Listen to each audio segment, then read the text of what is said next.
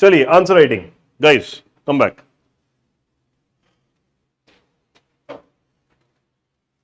Answer writing को हम धीरे धीरे ब्रेक डाउन करेंगे चीजों को। एक चीज याद रखेंगे कि जो भी हम सीख रहे हैं उसको लेके इमोशनल नहीं होंगे कि सर पीछे सब गलत कर दिया हमने। ये बहुत करते हैं आप लोग। You will start doubting everything in the past, you will start going and revisiting every answer कि अरे सर तो गलत आंसर लिख दिया हमने। ना इतना खुद इमोशनल होना है, ना आके मेंटर को दुखी करना है। आगे जो नया लिखेंगे उसमें इंप्रूवमेंट करेंगे, उसको आप दोबारा लिख लीजिए, आप चेक करा सकते हैं। सारे पुराने हैंड आउट लेके आपने आंसर लेके आ जाएंगे, इतना टाइम नहीं होगा किसी भी मेंटर के पास। ठीक है, देयर इज अ पॉसिबिलिटी कि मैं कुछ ऐसी बातें बताऊं आपको लगेगा अरे यार हम तो सारे आंसर बेकार लिखे हैं आज। कोई बात नहीं, it's a learning process. So start writing new answers and then start showing. Don't get worried कि यार ये क्या हुआ। चलो, सो बेसिकली प्रॉब्लम क्या क्या फेस करते हैं उस दिन हमने बात करी थी, थोड़ी बहुत बेसिक बातें करी थी उस दिन हमने। अब हम बात करेंगे कि एक आंसर में there are 3 parts people. One is the introduction, one is the body, and the last is the conclusion. What do you feel is the most difficult part for you? Body? Body. Conclusion? Body. Intro भी conclusion भी? Body. Nothing. Intro. Intro. Body क्यों difficult है? Body तो याद नहीं करी आपने इसलिए डिफिकल्ट है, बट बॉडी में you don't have to be very creative, right? Body is the simplest of the 3 actually, क्योंकि आपके पास अगर कंटेंट है, आपको याद है, आप लिख लेंगे। कंटेंट नहीं है, then there is a challenge of course, वो भी सिखाएंगे कि how to handle questions where in you don't have a content और you have not read that और प्रिपेयर्ड दैट। बट अदरवाइज तो body is the easiest component. आपसे पूछा है what are the advantage, what are the disadvantage, आप 5 advantage याद है आपको, 5 डिसएडवांटेज याद है आपको, आप लिख देंगे।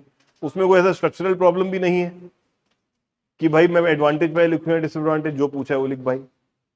एक एडवांटेज एक डिसएडवांटेज लिखूं क्या, गोला बनाऊं क्या, चकोर बनाऊं क्या, ये सब तो बेकार की बात है। Yes sir. जी सर, जी सर, जी सर।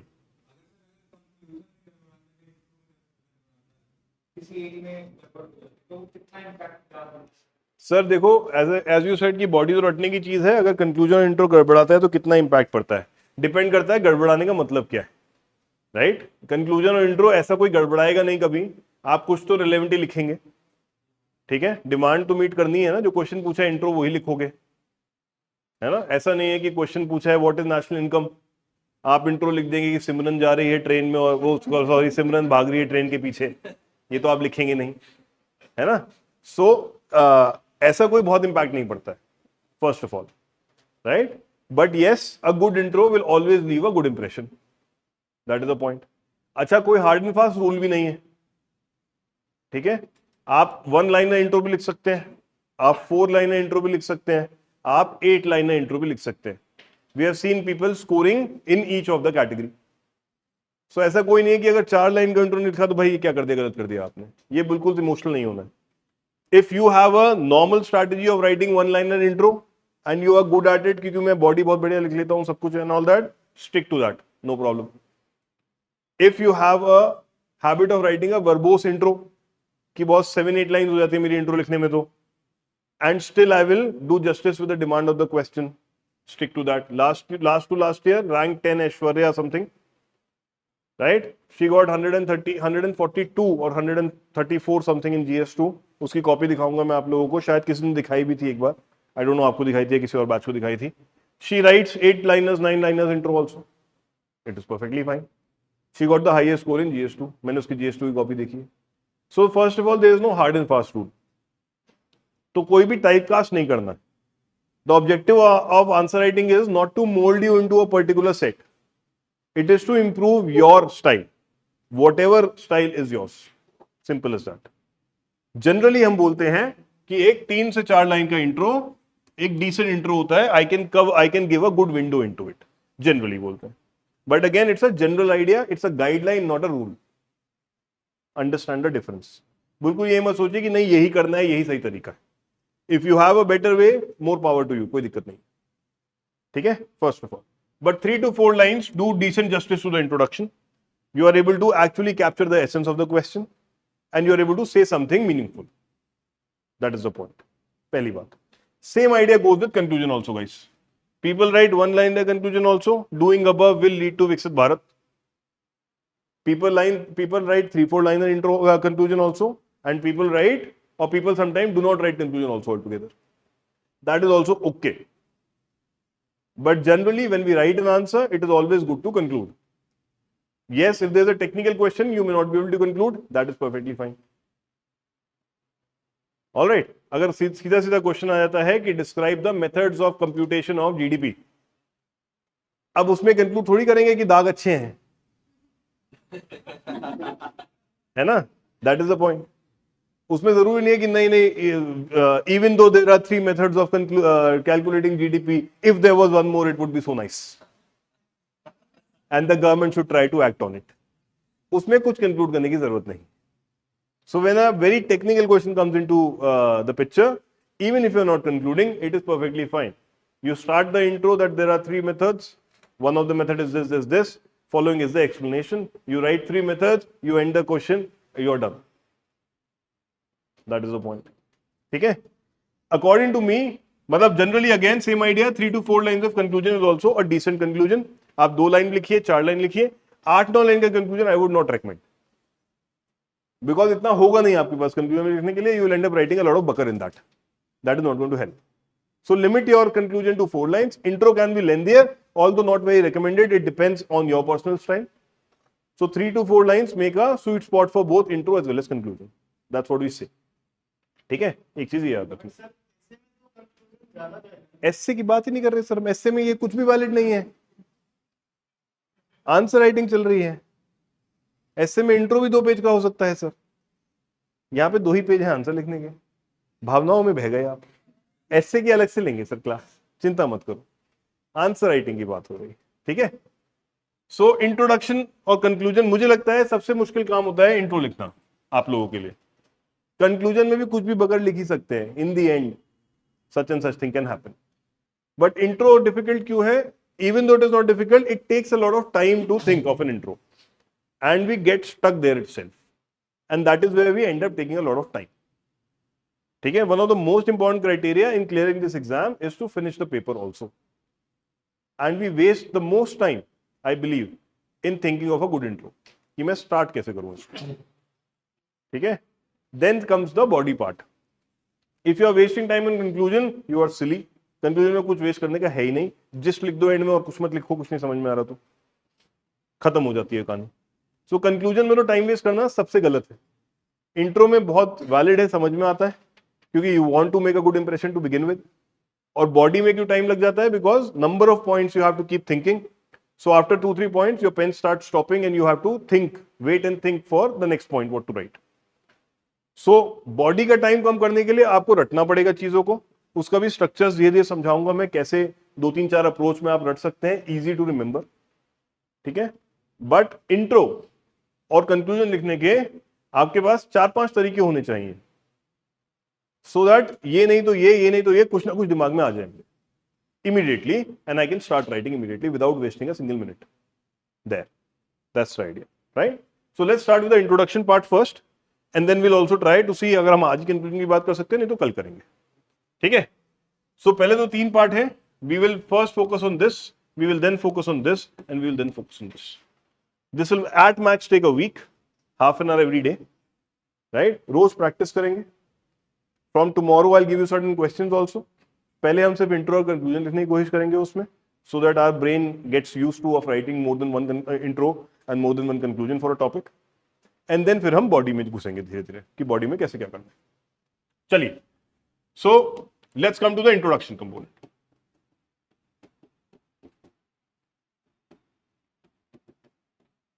कुछ गलत लिखा है ना? Let's come to the introduction. ठीक है? What is the first thought that comes to mind whenever you have to write an introduction? सबसे बोरिंग और सबसे घटिया चीज है कि हम डेफिनेशन लिख देते हैं, ठीक है। So the very first thought that can come to mind is a definition या कॉन्सेप्ट, कॉन्सेप्चुअल इंट्रोडक्शन। डेफिनेशन या conceptual introduction, this is the first thought that should come to mind, ठीक है। अच्छा, ये भी याद रखना है कि introduction will vary depending upon what subject it is, उसमें क्या आना चाहिए, ठीक है। इकोनॉमिक्स लिख रहा हूं मैं, I must try to include some data if the question demands that, right. Polity में मैं डेटा नहीं डालूंगा, ऑब्वियसली आर्टिकल डालूंगा। ज्योग्राफी में defining a particular phenomena helps कि व्हाट इज अर्थक्वेक और explain different type of earthquake, so I will start with what is earthquake. But अगर disaster management में अर्थक्वेक पे क्वेश्चन है, would I want to define it there? No, why? Because in a disaster situation you will not sit a person down and से कि ठीक है वो तो आ रहा है तो रुक, पहले बैठ, समझ क्या है। Yes, we would want to have an introduction which will highlight the impact of that disaster or the seriousness of that disaster. So I would want to give out life and loss, life and property का loss कितना हुआ है, how many earthquakes have hit India, or India is a very highly earthquake prone zone because it comes in zone 1 to 5, a lot of area comes into zone 5 of it. So I would want to introduce like that, ठीक है। So we have to also understand कहां कौन सा introduction better suit करेगा, ये धीरे धीरे feel build करेंगे ओवर द नेक्स्ट 3 मंथ्स। तो वो it should become natural to you कि नहीं यार यहाँ पे ये वाला इंट्रोडक्शन ही सूट करेगा। जहां पे डेफिनेशन डिमांडेड ही नहीं है, एक्सपेक्टेड ही नहीं है, वहां पे जबरदस्ती डेफिनेशन घुसानी है, नहीं मजा आएगा। Explain the role of Panchayati Raj institutions in the empowerment of women, और Panchayati Raj institutions have led to empowerment of women, but still much more needs to be done. अब वहां पे जबरदस्ती लगे हैं हम कि Panchayati Raj institutions are the third tier of introduction governance in the country, क्या जरूरत है बताने की, right. I would not want to start with a definition. I would rather want to start with some fact that recently Panchayati Raj Institute, recently in many states, up to 50% of seats have been reserved for women. This highlights the important role Panchayati Raj can play in empowerment of women. I am aligning more to the demand of the question now, rather than using a boring introduction of a definition of Panchayati Raj. Because the question is not just on Panchayati Raj. What does an introduction show or reflect? Introduction shows introduction acts as a window to your answer. Introduction is a place where you can actually show the examiner that you understood the entire essence of the question. You have to write the entire idea in an essence. अक्सर हम क्या करते हैं, 2 part होते हैं question के, introduction में सिर्फ एक पार्ट एड्रेस करते हैं, दूसरा पार्ट एड्रेस नहीं करते। Many times you do that, so that should not, जैसे यही क्वेश्चन है for that matter, not just this question, आगे आएगा, सॉरी ये तो बहुत सिंपल स्ट्रेट फॉरवर्ड क्वेश्चन, ठीक है। एक क्वेश्चन है for example,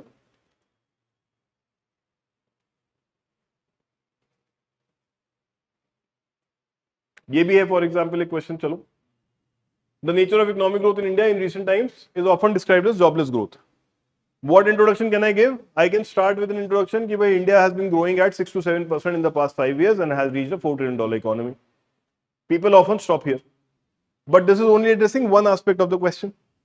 It is not touching upon the jobless aspect of the question at all, right? So in this, a complete introduction would be, while India has been growing at 6 to 7% in the past 4 years, it has not been able to generate enough jobs, right, to absorb the demography that is there available for employment. अब मैंने दोनों aspect cover कर दिए in the short term, in the short this thing only.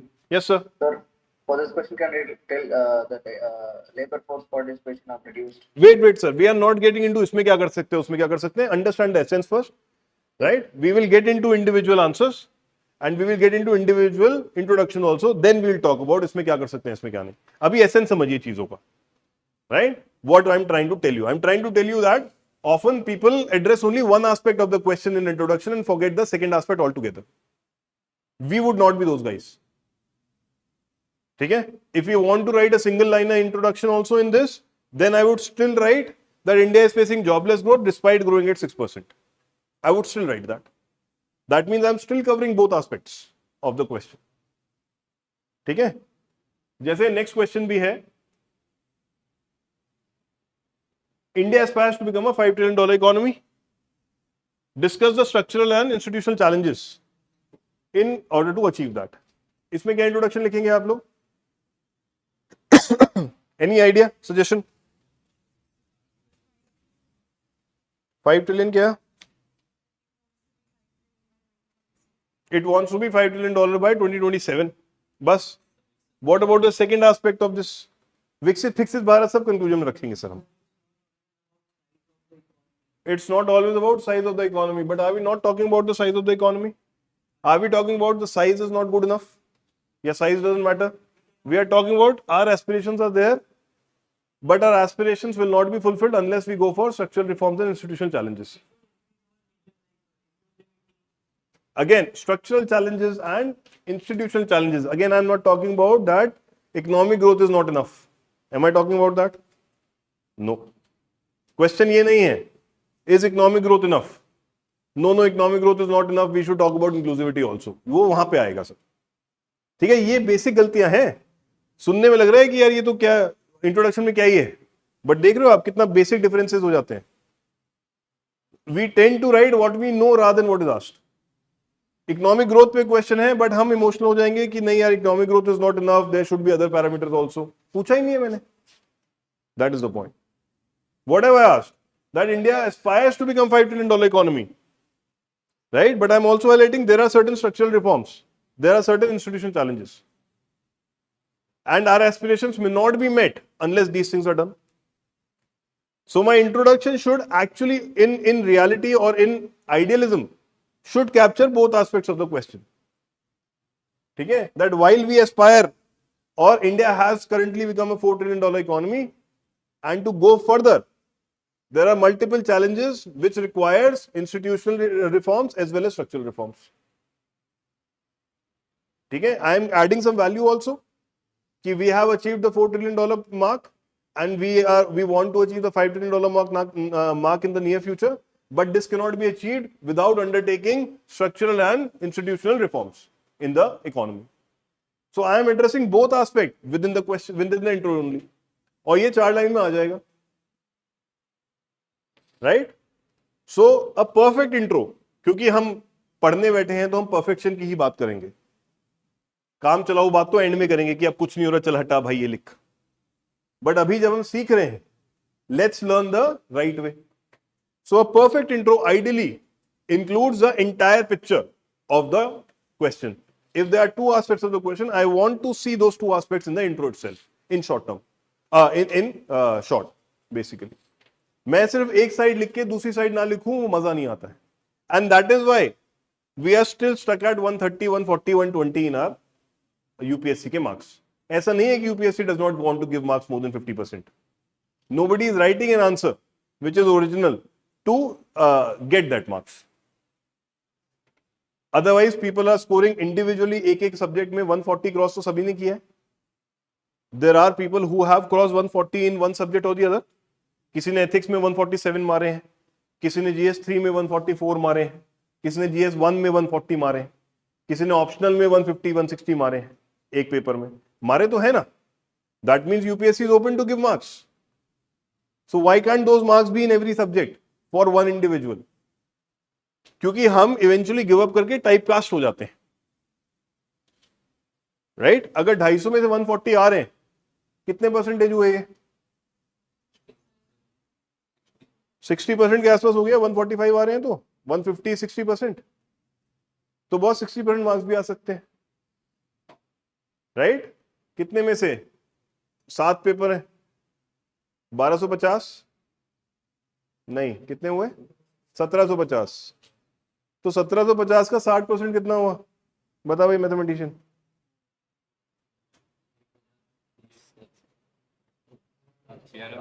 1200 के आसपास, 1100 के आसपास. तो 1100 मार्क भी आ सकते हैं रिटन में भाई साहब. Right? Because we do not even try.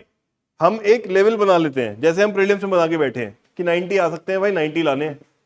लोगों के 140 भी आते हैं. मेरे 130 के ऊपर आते थे. हमारे स्टूडेंट्स के 130 के ऊपर आए हैं इस बार. 110 120 तो आए, हर दूसरे बंदे के आए हैं. राइट? तो मार्क्स आ सकते हैं. You have to just open your mind. And broaden your horizon. Don't think यार 100 ही लाने, सोच के ही जाते हैं अपन. There are so many students here जिनसे मैं परेशान हो जाता हूं कि सर ऑप्शनल में 260 ही तो लाने हैं, उतने तो आ सकते हैं, आ ही नहीं सकते ज्यादा. तो क्यों यार 300 नहीं आ रहे क्या लोगों के? 3 years ago there was a girl in Anthro, उसने 328 भी लाई है. वो एंथ्रो में 328 लाई है 3 or 4 years ago. Yes, तो आ तो सकते हैं दोस्त. अगर एक के आ सकते हैं, this is a signal that UPSC is open to giving marks. And as I said the other day also, it is not possible कि भाई आप खराब आंसर लिखोगे तो भी 5 नंबर और अच्छा आंसर लिखोगे तो भी 5 number. UPSC is not limiting itself to 50% marks, right? In some answers you might be getting 8 marks, 7 marks. In some answers you might be getting 2 marks. That averages out to 50. सब में 5 नहीं आ रहे. खराब लिखा तो भी 5, नहीं लिखा तो भी 5, अच्छा लिखा तो भी 5. पागल थोड़ी है वो. So if you are writing a good answer, you can score up to 7-8 marks also, and who knows 9 also. We don't know. I am not claiming that I know. But ये common sense है कि यार सब में 5 तो नहीं आ रहे. ये तो क्लियर है ना. इसको तो कोई डिनाई नहीं कर सकता ना. जो भी डिनाई कर रहा है वो अकल ही नहीं लगा रहा है कि ऐसा कैसे हो सकता है कि 100 नंबर आए मतलब हर क्वेश्चन में 50% मार्क्स आए. ऐसा तो हो ही नहीं सकता ना यार. That is the point. So let's try to practice in the right manner to begin with. जितना इंप्लीमेंट हो जाए बहुत अच्छा, नहीं होगा तो बाकी तो काम चला ही रहे, वो चलाएंगे, कोई दिक्कत वाली बात नहीं. Make sense? चलिए. सो the first thing that you have to understand going forward, that whenever you're writing an introduction, you have to capture the entire essence of the question, not just one part of the question. और practice ही वो है कि इस पूरी essence को मैं 3 line में 4 line में कैसे लिख दूं. ये नहीं सोचना कि सर अब तो आपने एसेंस बोला है तो 8 लाइन का हो गया मेरा तो इंट्रो. बट वही तो प्रैक्टिस करनी है कि वो 8 लाइन को कैसे 4 लाइन में करूं मैं. That's the point. So intro की हम बात कर रहे हैं. पहला हमने देखा डेफिनेशन बेस्ड या कॉन्सेप्चुअल इंट्रो. ठीक है. For example explain the importance of NIA. यहां पे मैं नेशनल इनकम अकाउंटिंग को डिफाइन कर सकता कि what is national income accounting. I can define that to begin with. ठीक है. What else? What is the second thought that comes to mind? कोई डेटा या फैक्ट बता दे. ये स्टैंडर्ड चीजें कुछ तो पता ही है हमें कि कोई फैक्ट या डेटा प्रेजेंट कर दें अपन. क्या डेटा प्रेजेंट कर सकते हैं इसमें हम? That India GDP in 2024 is estimated to be 330 lakh crore. ये फैक्ट मिल गया मुझे. ठीक है. और फिर बोल रहे analyse the key factors to influence the GDP. तो इसमें आप क्या बोल सकते हैं? India GDP is estimated to be 330 lakh crore in 2024. हम इंपॉर्टेंस की बात बतानी है. दिस कैन बी अचीव और this can be evaluated or calculated because of national income accounting procedure which forms the backbone of any economy or any accounting. ये एक part हो सकता है. ठीक है. खाली ये लाइन छोड़ लिख के नहीं छोड़ देंगे कि India has achieved $4 trillion economy या 330 lakhs. तो हम थोड़ा सा उसको ब्रॉडन करेंगे. लिखवाऊंगा मैं आपको कम से कम 50 आंसर के 5-5 4-4 इंट्रो लिखवाऊंगा ताकि आपका दिमाग खुले कि कैसे कैसे क्या क्या हो सकता है. ठीक है. Next thought. What is the next thought that comes to mind? Actually, fact और डेटा से पहले एक आता है कॉन्टेक्स्ट. अक्सर यूपीएससी क्वेश्चंस में एक फर्स्ट लाइन लिखी होती है and then they ask in light of the above answer the following. Right. ठीक है. तो इस तरह से तो वो एक कॉन्टेक्स्ट सेटिंग लाइन होती है. वो लाइन सिर्फ वहां लिखने के लिए नहीं लिख दी कि अच्छी लग रही है पढ़ने में या इंक वेस्ट कर रहे हैं. They want you to talk about that line also. So that's where context come into play. ठीक है. That recent GDP growth in the economy is considered to be jobless growth. Full stop. In light of the above, explain the challenges that India is facing in generating gainful employment. तो वो ऊपर का contextual line है इस case में. तो पहले मैं उस context की बात करूंगा. अगर कॉन्टेक्स्ट सेटिंग लाइन है तो before definition then I will think about the contextual introduction. क्योंकि वहां सेट किया है उन्होंने.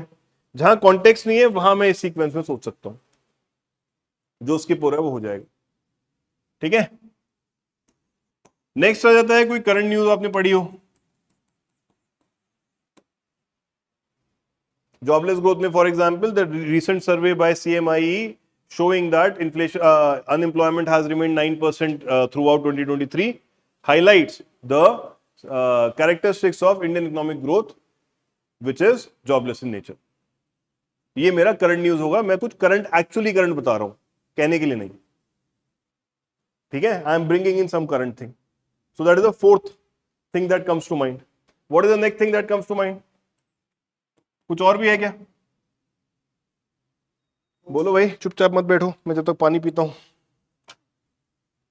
Sir, any quotes from the survey, economic survey?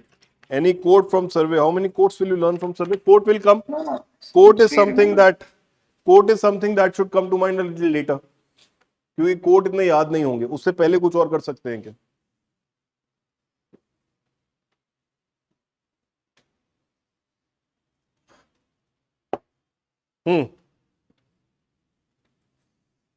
There's something called historical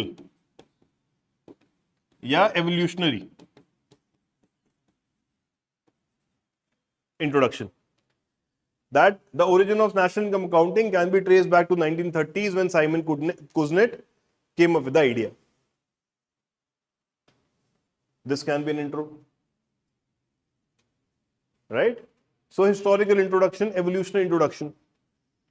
जैसे poverty पे कोई क्वेश्चन आ जाए, trace the status of poverty in India, right? Or poverty in India has been a sticking point for subsequent governments. Explain the reasons or enumerate the reasons, highlighting the steps needed to get over it, whatever. तो यहां पे मैं poverty का evolutionary idea दे सकता हूं. That India has seen a poverty level from 60% right after independence to a low of 11% in 2025. तो ये एक evolutionary idea हो गया मेरा, if I want to, right? Evolutionary कहां देना है वो भी क्वेश्चन की एसेंस पे डिपेंड करेगा. It is not everywhere, understand that. यही तो सीखना है. मेरे पास एक लिस्ट होनी चाहिए, उसमें से क्या निकाल के कहां लगा दूं. This what I have to learn over the next 3 months. ठीक है. Then you can think of कि चलो कुछ कोड बेस बता देते हैं. वो कोड कुछ भी हो सकता है. किसी मिनिस्टर ने बोला है, मोदी जी ने बोला है, इकोनॉमिक सर्वे में इकोनॉमिक्स की बात कर रहे हैं क्योंकि हम, ठीक है, या कोई और किसी इंटरनेशनल इकोनॉमिस्ट ने बोला है. It could be any quote, ठीक है. तो कोट बेस हो सकता है. इसमें फॉर एग्जांपल कि नेशनल इनकम अकाउंटिंग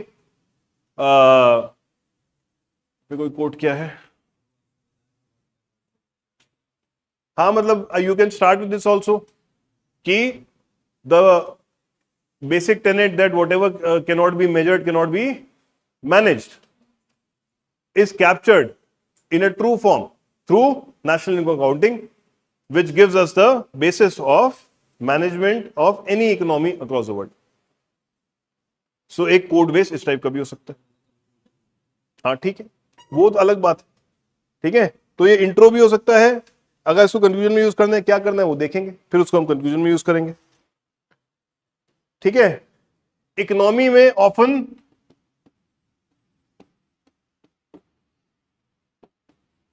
एक ग्लोबल कंपैरिजन से भी स्टार्ट कर सकते हो आप, to make it a little more impactful. ये प्रैक्टिकली इकोनॉमी के लिए ज्यादा वैलिड होता है, बट हम धीरे धीरे एक्सपैंड करेंगे तो और भी हो जाएगा. हम डिजास्टर मैनेजमेंट में भी ग्लोबल कंपैरिजन कर सकते हैं, हम सोसाइटी में भी कर सकते हैं, स्टेटस ऑफ विमेन इंडिया में और वेस्टर्न नेशंस में, स्कैंडिनेविया में, हैप्पीनेस की बात अगर करें, है ना, एनवायरमेंट में भी कहीं ना कहीं कर सकते हैं. तो एक ग्लोबल कंपैरिजन ऑफ सॉर्ट्स भी हम कर सकते हैं. फॉर एग्जाम्पल इस क्वेश्चन के लिए ग्लोबल कंपैरिजन की अगर मैं बात करता हूं, मेरे पास है कुछ. हाँ, क्या क्वेश्चन है? Explain the importance of national income accounting. तो ये हो सकता है just as advance economies use national income statistics to steer through recessions, India too must rely on robust GDP analysis. कुछ ऐसा नहीं करेंगे, ये एक्सेप्शनल है, एंड में रखा हुआ है, इसीलिए this thought will not come, but we should have an option. क्या पता कहीं चमक जाए एक दो. So one of this can be global comparison also. Jobless growth के केस में भी हम ग्लोबल कंपैरिजन की बात कर सकते हैं. ठीक है, हम बहुत सारे केस में ग्लोबल कंपैरिजन की बात कर सकते हैं. जैसे globally economies like China successfully use manufacturing led growth to absorb labour, right. while India growth has been disproportionately service led, leading to a jobless situation. This is also a global comparison. Next question की जो jobless growth वाला question है. So we can always have this in the back of our mind also, one of the option. So now we have good 7 things. और भी हैं, पहले 7 से start करते हैं, फिर बाद में देखेंगे अगर जरूरत पड़ेगी तो. हालांकि 6 ही बहुत है. But global comparison is something that can give a different flavor to your answer, a different beginning. Nobody will think of that as much. ठीक है. अच्छा, एक बात having said that, ये भी ध्यान रखना है कि कुछ डिफरेंशिएट नहीं करना है अपने आप को कि मैं कुछ अलग कराता हूं. नहीं, जो सबसे बेसिक है वो कराओ, बाकी सबको अलग करने दो. अलग करने के चक्कर में वो कॉपी अलग कर देते, नंबर नहीं मिलते. आप वो लिखाओ जो चाहिए, आप उसमें स्टैंड आउट हो जाओगे अलग. ठीक है. There is a engineering concept called KISS. Keep it simple, silly. So you have to keep it simple always. जितना सिंपल रखेंगे उतने ज्यादा मार्क्स आएंगे, जितना कॉम्प्लिकेट करेंगे उतने कम मार्क्स आएंगे. ठीक है. That's the idea. चलिए, तो ये आपने 7 लिख लिए. अब फॉर एग्जांपल इसी क्वेश्चन को पकड़ते हैं. Let's try to write these 7 introductions. मैं लिखवाता हूं 1-2 ताकि कल से हम सोच पाए. आज आप उसको पढ़ेंगे तो सोच पाएंगे. ठीक है. चलो, लेट्स स्टार्ट राइटिंग. पहला, explain the importance of national income accounting. अगर क्वेश्चन लिख लीजिए. Explain the importance of national income accounting. Analyse the key factors that influences a countries GDP.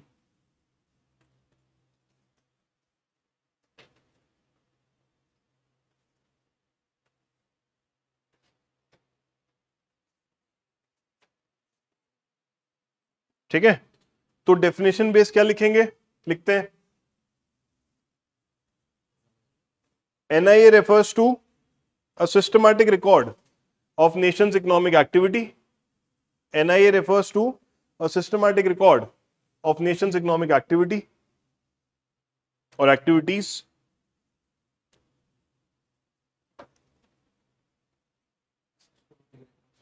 Systematic records of nation's economic activities.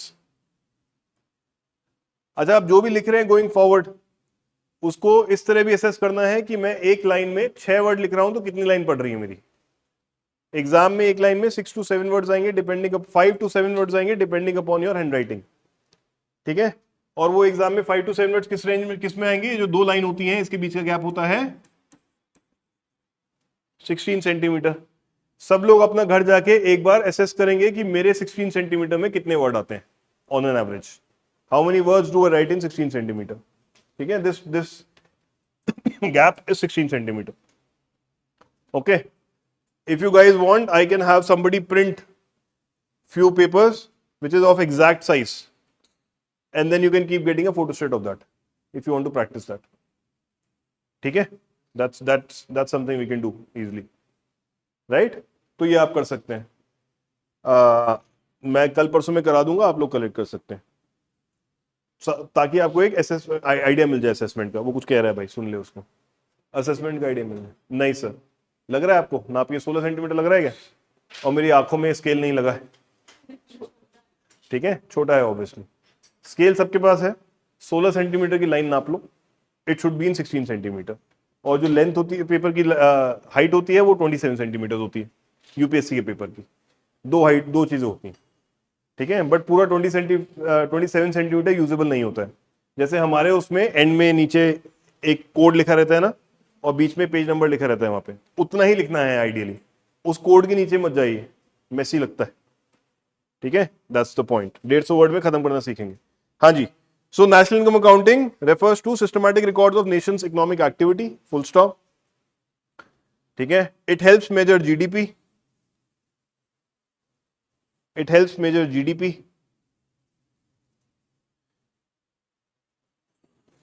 Enabling policymakers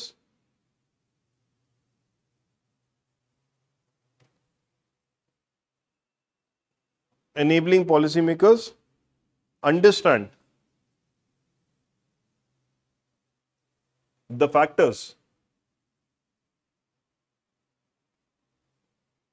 impacting growth. Understand factors impacting growth. क्या दोनों aspect हो गए? Analyze the key factors that influence also. और क्या 3 line में आ गया, 3-4 line में आ गया सबकी? एग्जैक्टली। सो मैंने डिफाइन भी कर दिया और मैंने दूसरा एस्पेक्ट भी पकड़ लिया साथ में।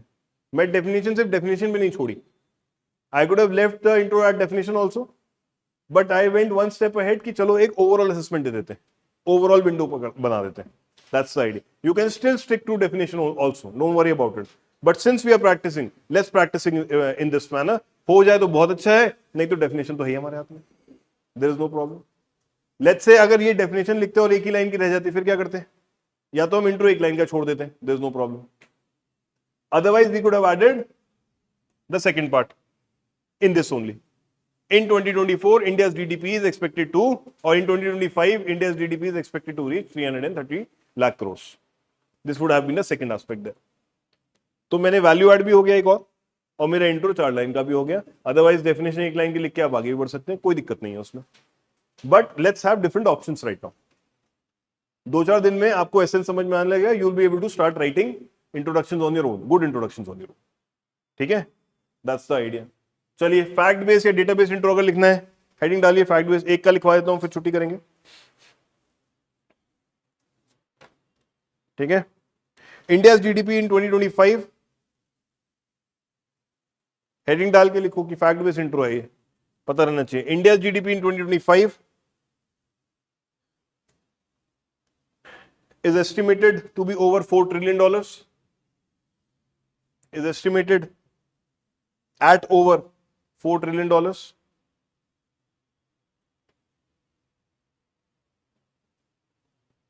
making it the 4th largest economy in the world, making it the 4th largest economy in the world। 4th largest का शोर मच गया था ना हमारे यहाँ भी, 4.18 हो गया हमारा, making it the 4th largest economy in the world। ठीक है, अब क्योंकि मुझे इंपॉर्टेंस नेशनल इनकम की ऐड करनी है, ठीक है, तो मैं इसमें क्या ऐड करूं, एक लाइन कि मेरे क्वेश्चन की डिमांड से अलाइन हो जाए। मेरे से नेशनल इनकम के बारे में या जीडीपी के बारे में क्वेश्चन नहीं था ये, बट फैक्ट लिख रहा हूं मैं, तो इसमें एक लाइन जो मैं ऐड करूंगा वो करूंगा, such estimates are possible only through national income accounting. Such estimates are possible only through national income accounting.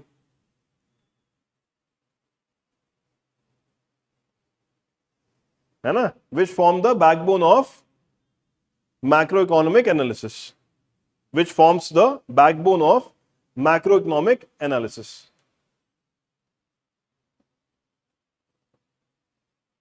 क्या ऑल ऑफ अ सडन ज्यादा लाइन हो गया मेरा introduction?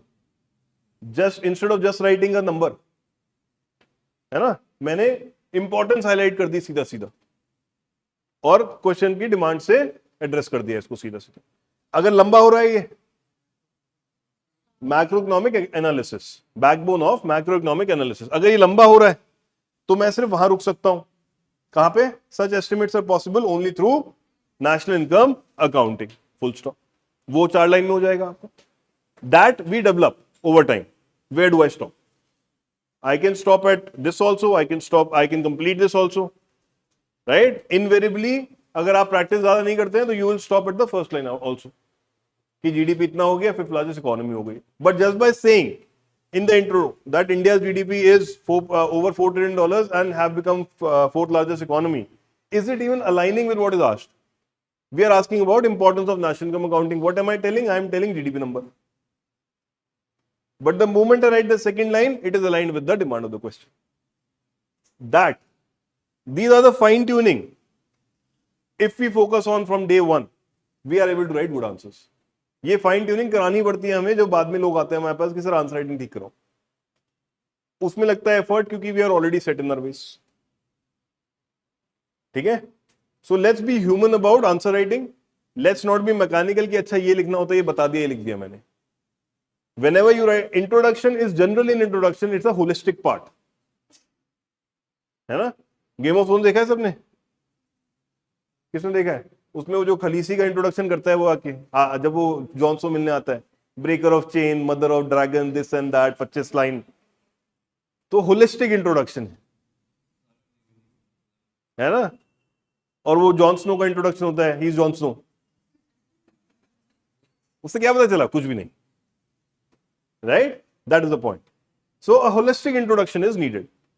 That is the best introduction in general because we expect that my introduction will give a full picture into my answer. ठीक है, चलिए next क्या है. इसमें कॉन्टेक्स्ट कुछ नहीं है such because there is no context set in line, तो will skip the context part. Next आ जाता है करंट न्यूज का. Is there anything on current news in this? Again इसमें फैक्ट और करंट न्यूज सेम बनेगा. That recently India has become the fourth largest economy in the world, right, with an estimated GDP of $4.18 trillion in 2025. ये बन जाएगी current news. और फिर again same line में लिख दूंगा that such estimates are only possible through national income accounting. तो इसमें कुछ क्वेश्चंस में करंट और फैक्ट सेम रहता है, तो उसमें आप इसी को स्लैश करके वहां पे फैक्ट बेस के साथ करंट न्यूज भी होगी, उसको लिख लीजिए. ठीक है, that's the idea. Then comes my historical या एवोल्यूशनरी आइडिया. इसका लिखते हैं. Let's write down. मजा आएगा आंसर राइटिंग में अगर दिमाग खुलेगा तो. I hope, let's see. ठीक है, चलो ऐसे ही नहीं जाना चाहता हूं मैं कि आंसर राइटिंग सर कराते हैं तो अच्छा होता है. लिखिए नेक्स्ट हिस्टोरिकल. क्या लिखेंगे? The origin of NIA. The origin of NIA can be traced back. Can be traced back to Simon Kuznets. Simon Kuznets, K-U-Z-N-E-T. Simon Kuznets in the 1930s.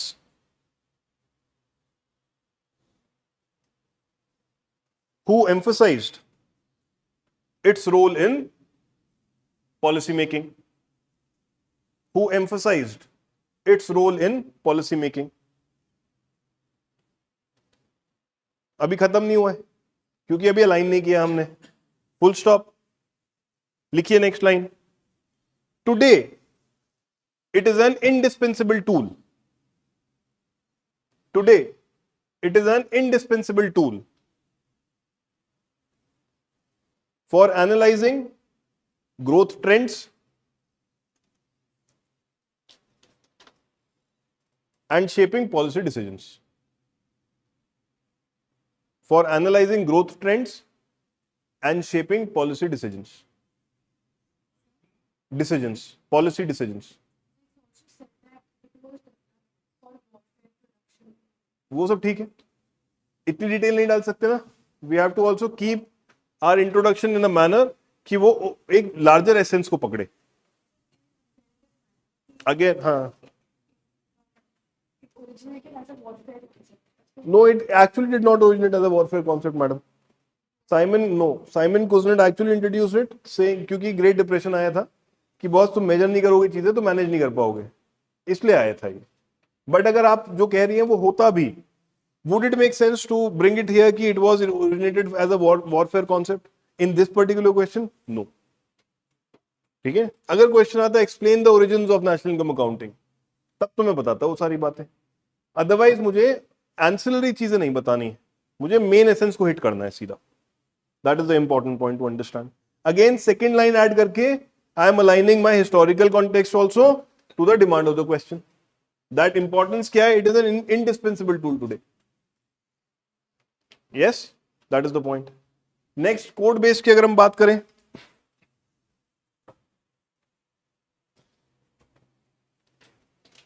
Code मुझे अभी याद नहीं है.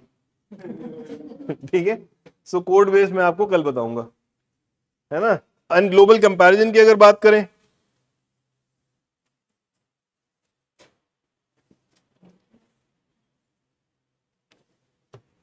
इसमें ग्लोबल कंपैरिजन का scope है. क्या scope है?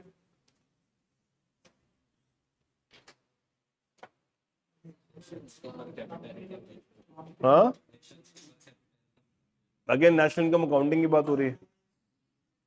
Performance, right. Right. Again, same idea. I would include that recently India has become the fourth largest economy in the world. Recently India, लिखो, recently India has become the fourth largest economy in the world.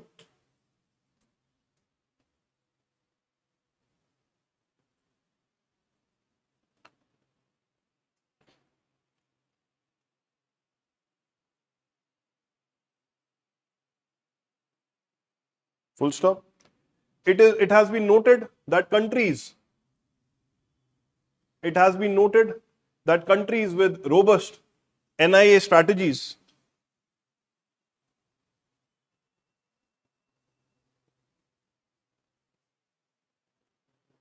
it has been noticed that countries with robust NIA strategies, national income accounting strategies, are able to manage their resources,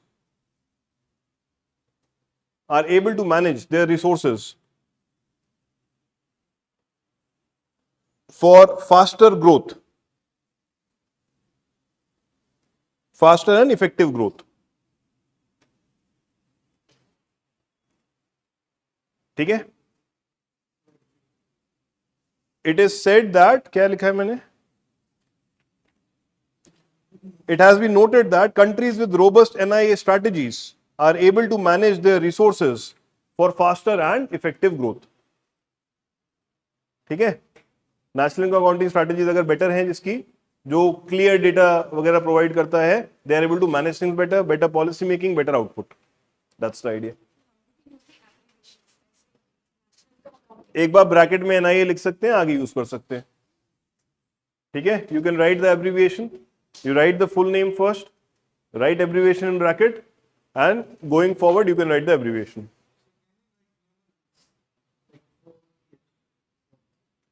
For fourth largest, yes. All that you can do. There's no problem. दो topic अगर same question में, मतलब हाँ, we'll bring that to also sir tomorrow in picture.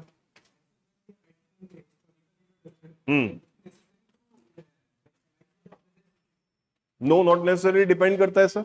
But again, question की demand क्या है? If the question is demanded in present context, तो आपको अलाइन तो करना पड़ेगा.